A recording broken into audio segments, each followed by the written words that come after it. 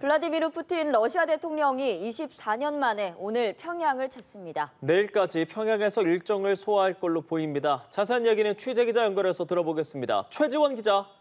네, 말씀하신 대로 푸틴 대통령이 오늘 저녁 늦게 평양에 도착해 이틀간 방북 일정을 소화합니다.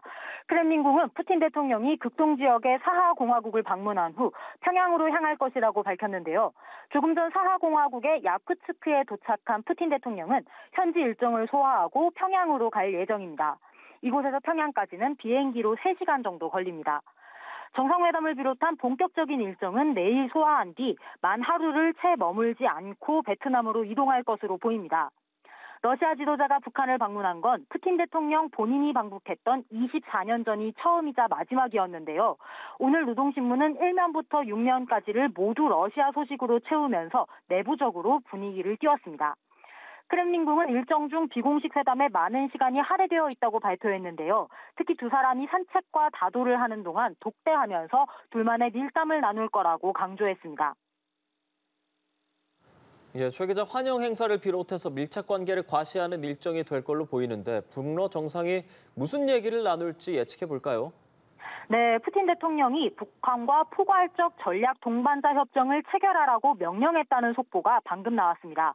양국 관계를 한 단계 끌어올리겠다는 건데요. 방북에 앞서 유리 우샤코프 크렘린궁 보좌관은 현재 지정학적 상황과 북러 간 양자 관계 수준을 반영하게 될 것이라고 예고했습니다. 그러면서 이 문서가 2000년과 2001년에 나온 북러 선언 등 기존의 문서들을 대체할 것이라고 설명했습니다. 한층 밀착한 북러 관계를 문서화해 국제사회의 밀월 관계를 과시하겠다는 뜻으로 풀이됩니다. 다만 군사협력에 대해서는 말을 아끼고 금융무역협력 확대 의지를 드러냈습니다. 푸틴 대통령은 오늘 아침 노동신문에 기고문을 싣고 서방의 통제를 받지 않는 무역협력과 일방적인 비합법적 제한 조치 반대 등을 주로 언급했습니다. 이는 국제사회의 금융제재를 받는 러시아와 북한이 미국 중심의 국제금융 시스템과 기축통화인 달러화의 영향을 받지 않도록 자체적으로 무역 결제 시스템을 갖추자는 의미로 보입니다. 전문가들은 북러 관계가 격상돼도 지난 96년 폐기된 유사시 자동 군사 개입 조항이 문자 그대로 부활할 가능성은 크지 않다고 보고 있습니다.